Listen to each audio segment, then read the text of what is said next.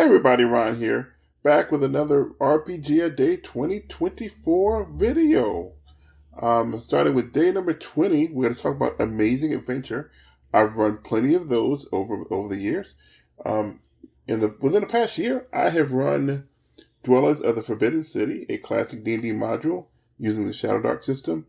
I've run Temple of Elemental Evil in 4th edition, but it was basically unrecognizable. I want to get back to trying to do that. I also ran the Red Hand of Doom, which is like one of my favorite adventures / campaigns of all time. Would I consider that a classic campaign going into day number 21? It's close. If you consider classic 20 years or older, then Red Hand of Doom is there. Classic campaigns, that's a good one. I have run, while I did not run it to its completion, Age of Worms from the Dungeon magazines was also considered a classic and one of my favorites to run.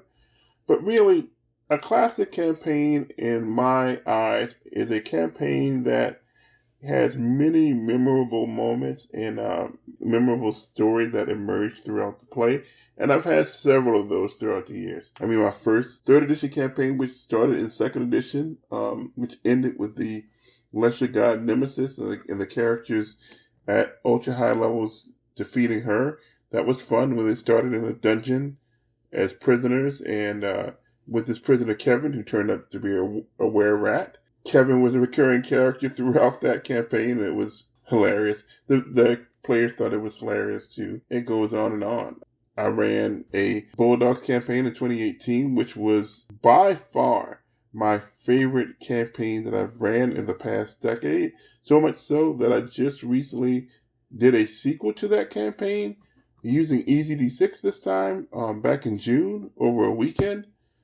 Oh man, so many. But that's one of the things about this hobby that's great, is having these stories that you can tell about these classic campaigns that you have played. Day 22, notable non-player character. For me, as a most-time game master, this is the thing that also gets me moving, it also gives me juice, is those NPCs, whether it's of my own design and seeing that come to fruition, or most likely some guy or girl that I didn't really have a plan for, just somebody I just put a name on to. Like Brandon Stout in one of my 3rd edition campaigns, he was just a nameless NPC standing up against a group of ogres. I mean, he just stood in there and kept going and kept going and kept going. Brandon Stout. NPC that I made was Fessamauda. She was one of my favorites that I've ever made. She was a halfling wizard. Basically think a combination of, Elminster and Gandalf. And I actually played a younger version of that in a 5e campaign recently, which I had a whole bunch of fun playing, just seeing her origin story. And there's so many others. There's just too many to mention. Day number 23, Peerless Player. Now let's talk about this. One of the best players that I've ever had at my table, his name is Will. I, to this day, would love to have him at every table because the guy, number one, whatever game system you give him, he engages with the rules. Number two, he engages with the story. He engages with, the campaign story, the overall story arc. He has personal goals. He has characteristics for his characters. And so that guy is just a joy to have at a table. I know you can't have everybody to be like him, but this guy, he gets it. There's some other players, they like to munchkin and min-max. They don't care about backstory. And there's some folks, they really, they might give it to you in the story department, but they don't know the rules. And I'm sorry, folks. I mean, that's an important aspect of playing a role-playing game.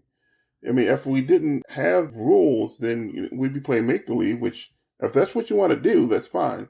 But when we're playing a role-playing game with a system, I need for people to read the rules and understand the rules.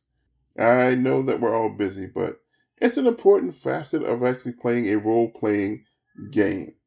So, Peerless Player, I'm sure I have others, but the first person that came to mind was Will. So, kudos to you, Will. 24. Acclaimed advice. There's so much advice, but I'm going to say this one. Talk to your players. I'm going to repeat that. Talk to your players. So many problems would be avoided if there was communication between the game master and the player or players. If there's problems, talk. If there's wishes, talk. If there's desires, talk. GM talking to the players, players talking to the GM. Just talk, people. You can avoid 90% of problems. Well, that's all I have for you today. I'll come back in a few days with another video. And until next time, see you later.